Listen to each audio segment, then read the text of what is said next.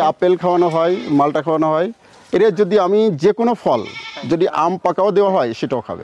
Subhanallah, glory be to Allah. Subhanallah, glory be to Allah. Subhanallah, Subhanallah, Subhanallah, Subhanallah, Subhanallah, glory be to Allah. Subhanallah, glory be to Allah. Subhanallah, Subhanallah.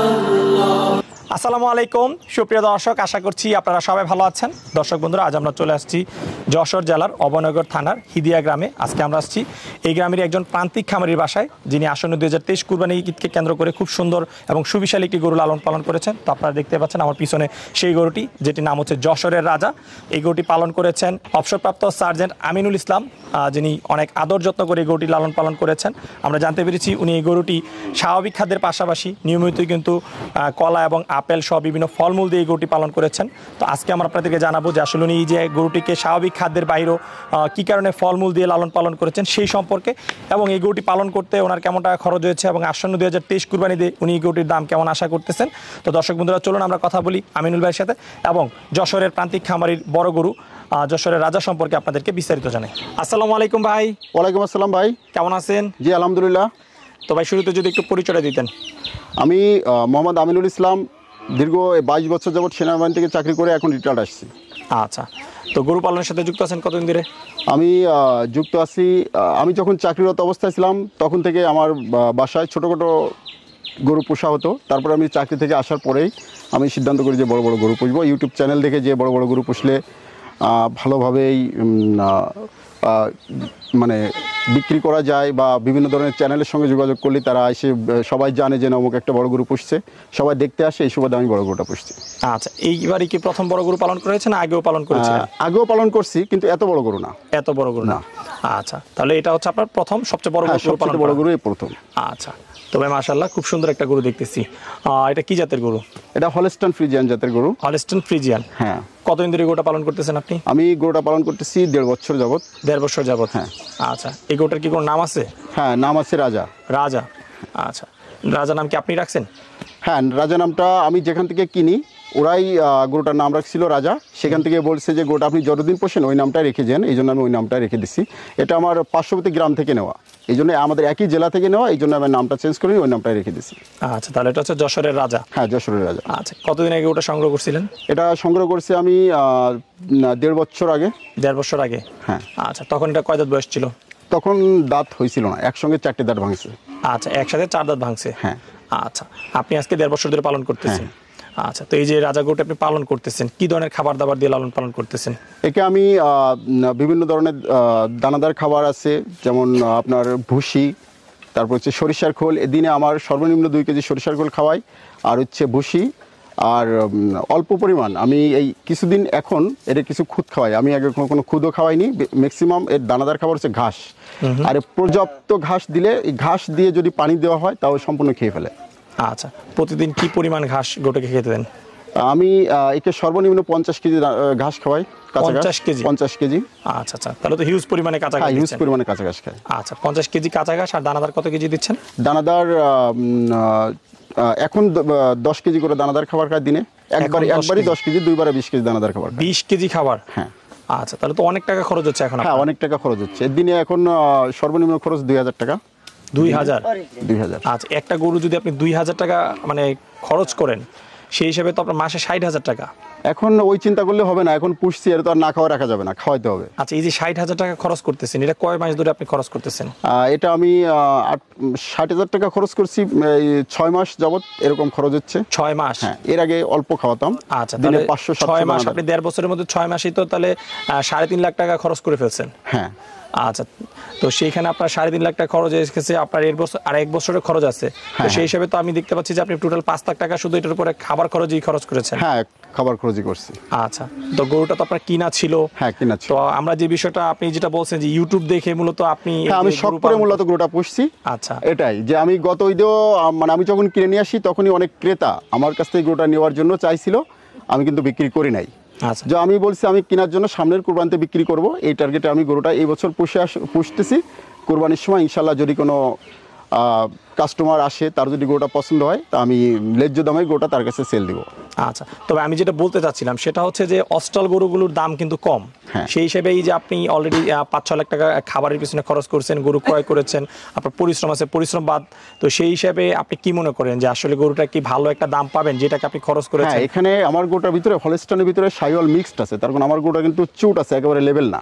আচ্ছা, আর এই জাতটা আমি দেখছি, এটা জাতটা অনেক ভালো। এটা বিদেশে এই ছাড়া খুব কম হয়, কিন্তু আমি যেখান থেকে গোটা নিয়ে আসি এদের গোয়ালে ম্যাক্সিমাম এই একই জাতের এড়ে।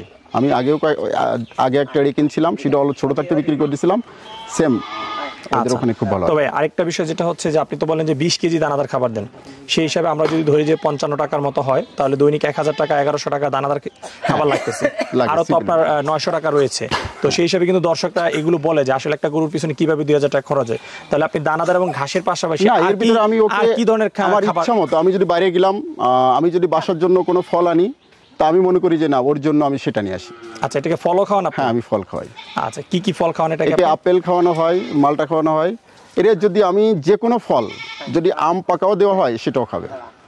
আচ্ছা, কখনো এই যে হ্যাঁ, বাসার জন্য আনলে এটাকে দেন, এমনি তো না, এমনি এর জন্য কিনা হয়, বাজারে বলা আছে কিনা হয়? এমনিতে কিনা হয়। আচ্ছা, এমনিতে বলতে আপনি মানে কতদিন পর পর এটাকে ফলমূল দিচ্ছেন? আমি রেগুলারই খাওয়াই, এমন কোনো দিন নেই যে 2, 4, 5টা আপেল না খায়। আচ্ছা, প্রতিদিন 2-4টা আপেল খায়? হ্যাঁ, খায়। আচ্ছা, সেই জন্যই কিন্তু আপনার 2000 টাকা খরচ যাচ্ছে, নয়তো কিন্তু আপনার খরচটা হচ্ছে 1000-1200 টাকার মধ্যে কিন্তু সীমিত থাকতো। হ্যাঁ, সীমিত থাকে। আচ্ছা, তাহলে আপেলের পাশাপাশি আর কি কি নিয়মিত ফল এই দিচ্ছেন? আপেল, আঙ্গুর, তারপর হচ্ছে কলাটা। আমি আগে এমনও দিন গেছে যে আমি দিনে 2 কেজি 4 কেজি করে কলা খাওয়াইছি। কলা? হ্যাঁ, এখন কলাটা কমাই দিয়ে এই ফলের দিকে আমি বেশি ঝুঁকছি যে তো ভাই, এই আপেল, যে আঙ্গুর। আপনার আদর ভালোবাসার গরু যেটাই হোক না কেন, তো গরুর তো আসলে এগুলো খাদ্য না, এই যে ফলমূল, সেই হিসাবে আপনার অনেক টাকা খরচ হচ্ছে। ফল খাওয়ানোর কি উপকারিতা, আসলে কি কারণ আসলে ফলটা খাওয়ানো গরুকে? মানে এটা তো আসলে গরু তো বড় গরু, তো আমরা মূলত শৌখিন। যারা শৌখিন তারা কিন্তু বড় গরু পোষে। এই যে মনে করেন যে, আর যারা খামারি, বড় বড় খামারি, তারা কিন্তু হিউজ পরিমাণ ব্যবসা করে। তারা কিন্তু ওই শুধু ব্যবসার জন্য যে বড় গরু পোষবে সেটা না, তাদের কিন্তু শখেরও ব্যাপার আছে। তারা কিন্তু শখ করে বড় বড় গরু পোষে, সবাই আসে দেখতে। এটাই, এই জন্য মূলত আমার শখের বিষয় আমি বড় গরুটা পুষছি। আর এর কস্ট নিয়ে আমি কখনো ভাবিনি যে কি খালো কি না খালো। আচ্ছা, যেহেতু আপনি শখ করে পাচ্ছেন, তার জন্য আপনি কোনো চিন্তা ভাবনা করতেছেন না আমার যেটা থেকে কত খরচ হচ্ছে, কি ধরনের লাভবান হবেন, সেই ধরনের কোনো চিন্তা ভাবনা আপনার সেই নাই? ধরনের চিন্তা ভাবনা আমার নাই। আচ্ছা, তবে আপনার গরুটা তো বের করার পর দেখলাম বেশ পাগলাটে। না, এটা পাগলাটে ও কিছু সময়ের জন্য, ও একটু পরেই ঠান্ডা হয়ে যায়। আর এই জন্য ওকে তো আমি এখন তো ওই যে 2টো দড়ি দেওয়া আছে মুখে, স্বাভাবিক 2 সাইডে 2টো দড়ি বাঁধা থাকে, কোনো এক্সট্রা কোনো মহলি নাই, ও স্বাভাবিকভাবেই থাকে গোলে। আচ্ছা, আজকে শুধু বের করার জন্য বের করার জন্য এটা করা হয়েছে, তাছাড়া আর কিছু না। আর এত বড় একটা গরু স্বাভাবিক বাইরে বের হলেই কিছুটা সময় একটু পাগলামি করবেই। আচ্ছা আচ্ছা, এটা ছোট গরু হলেও করতো। আচ্ছা, এই যে এত আদর যত্ন করে পালন করতেছেন, হ্যাঁ, আপনার শখের গরু, এর সাথে আপনার কিরকম সম্পর্ক? খুবই ভালো সম্পর্ক। আমি যদি রাত 12টা 1টা যখনই দেখবে যে আমি মোটরসাইকেলে হরেন দিচ্ছি, হরেন দিলে আমার গরু উঠে ডাকা শুরু করবে। তাই? হ্যাঁ। আচ্ছা, তখন হয় খেতে দিতে হবে, তা নাহলে শরীর চুলকা দিতে হবে, অটোমেটিকলি ঠান্ডা।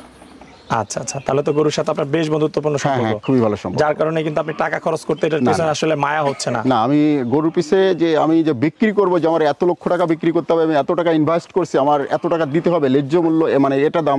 আমার কথা হচ্ছে, আমার কোনো ক্রেতার যদি আমার গরুটা পছন্দ হয়, তার সাথে দরদাম বিষয় না। একটা জিনিস হচ্ছে কি, ভালোবাসা বা ভালো লাগার একটা বিষয় আছে। যদি কারোর পছন্দ হয় সেরকম, ঈদের আগে যদি নিতে চাই, আমি তাকে গরুটা আমার ভালো মনেই তার কাছে, যদি মনে করি যে না পসিবল, আমি দিয়ে দেবো। আচ্ছা আচ্ছা, তো আপনার গরুটার বর্তমান ওজন আছে কতটুকু? হ্যাঁ, বর্তমানে আনুমানিক 1200 কেজি হবে লাইভ ওয়েট। আনুমানিক? হ্যাঁ। আচ্ছা, যেহেতু আপনাদের গ্রামে আসলে স্কেল নাই, সেজন্য হ্যাঁ, অনুমান স্কেল নাই। করতেছেন। আচ্ছা, একটু কম বেশি হতে পারে? হতে পারে, কম বেশি হতে পারে। আচ্ছা, তো এই গরুটার আপনি দাম কত টাকা আশা করতেছেন? আমি বর্তমানে 12 লক্ষ টাকার মতো আশা করতেছি। হয়তো সামথিং কিছু কম বেশি হলে আমি গোটা ছেড়ে দিব। আচ্ছা, চাওয়া দাম 12 লাখ, হ্যাঁ। আলোচনার সুযোগ রয়েছে? সুযোগ রয়েছে, রাইট। আচ্ছা, তবে যে গরুগুলো আমরা দেখি যে বাড়ি থেকে বিক্রি না হয়, সেগুলো তো হাটে নেওয়া হয়, ঢাকার বড় বড় হাটে, যেমন গাবতলী হাটে নেওয়া হয়। তো আপনার এই গরু যদি কোনো কারণে বাড়ি থেকে বিক্রি না হয় সেই ক্ষেত্রে কি হাটে নেওয়ার কোনো চিন্তা ভাবনা আছে না আগামী বছর আর না, পালন আমি করবেন? যদি দেখি যে বাইরের কোনো পার্টি আসছে, যদি দেখা যায় অনেক দূরে আমার গোটা যাচ্ছে, তাহলে ভালো। যদি না হয়, আমি বাড়ি থেকে যদি বিক্রি না করি তাহলে এর আমি পুষবো। পুষবেন ইচ্ছা আছে আমি গরুটা বাড়ি থেকে বিক্রি করব। বাড়ি থেকে হাটে নেওয়ার কোনো চিন্তা ভাবনা না, হাটে নেওয়ার কোনো চিন্তা ভাবনা নাই। আচ্ছা আর এই জন্য একে আমি বাড়ি থেকে বিক্রি করব। এই জন্য আমি আপনাদেরকে ডেকে নিয়ে আসছি, যদি কোনোভাবে সম্ভব হয় আমি বাড়ি থেকে ওটা বিক্রি করে দিব। ঠিক আছে, যাক ভাই, দোয়া করি কম বেশ করে আপনি যেন গরুটা বাড়ি থেকে বিক্রি করেন, কারণ হাটে কিন্তু নিলে ভালো দাম পাওয়া যায় না, বাড়ি থেকে যে দামটা আসলে পাওয়া যায়। আর আপনি তো অনেক টাকা আসলে খরচও করে ফেলছেন, তারপরে দোয়া রইলো যেন গরুটা আপনি একটা সঠিক এবং ন্যায্য দাম পান। হ্যাঁ, অবশ্যই। ঠিক আছে, তো কেউ যদি কুরবানির জন্য এই গরুটা সংগ্রহ করতে চায় সেক্ষেত্রে তারা আপনার সাথে কিভাবে যোগাযোগ করবে? হ্যাঁ, আমার মোবাইলে তারা যোগাযোগ করতে পারবে, বা মোবাইলে যোগাযোগ করতে পারবে। আমার হোয়াটসঅ্যাপ আছে, আমি যদি মোবাইলে কন্ট্যাক্ট করে যদি তারা দেখতে চায় বা সরাসরি আসতে চায়, আমি আসতে পারবে। আমি তাদেরকে আমার ঠিকানা দিয়ে আমি তাদেরকে নিয়ে আসবো। তারা যদি এসে দেখতে চায় বা আমি কি খাওয়াচ্ছি সেটাও যদি দেখতে চায় তাহলে তারা দেখতে পারবে। তবে এটুকু শিওর, আমি আমার গরুর কোনো ধরনের এক্সট্রা যে ফ্যাটানিং যে ধরনের ফিড মিড এগুলো আছে সেগুলো আমি কখনো খাওয়াই না বা খাওয়ানোর ইচ্ছে নাই। আর আমি যখনই গরুটা কিনি তখনই কিন্তু গরুটা আমি শুধু এর বডির কন্ডিশন আর চেহারা দেখে নিয়ে আসছিলাম। মানে যেভাবে ছিল গরুটা শুধু সেইভাবে বড় হয়েছে, কখনো কোনো দিনও একটু কমিনি ভাঙ্গিনি, বা আল্লাহ এই বড় ধরনের কোনো অসুস্থ বা এই ধরনের কোনো কিছু আল্লাহর রহমতে আমার খামার এসে হয়নি। আচ্ছা, না এই এত জন্য আমি বলতে আল্লাহর কাছে পারি যে শুকরিয়া আদায় করতেছি। আপনার গরুটা দেখে যে আপনার গরুটা একটা সুস্থ সবল গরু, কারণ এর হ্যাঁ। যে তেজ আমরা দেখেছি গরু বের করার সময় রীতিমতো আমরা ভয় পেয়ে গেছি আর পাগলামি দেখে এবং যে কেউই আসলে ভয় পাবে। হ্যাঁ হ্যাঁ, আমরা কিন্তু খুব মানে ভয়ে ভয়ে আসলে ভিডিওটা তখন শুট করেছি যে না জানি কখন আমাদের দিকে সে তেড়ে আসে। আচ্ছা আমিনুল ভাই, আপনার সাথে কথা বলে খুবই ভালো লাগলো। দোয়া করে আসন্নীদের জন্য আপনার গরুটি বাড়ি থেকে বিক্রি হয়ে যায় সে প্রত্যাশা থেকে বিদায় নিচ্ছি। ভালো থাকবেন। আচ্ছা, আসসালামু আলাইকুম। ওয়ালাইকুম আসসালাম।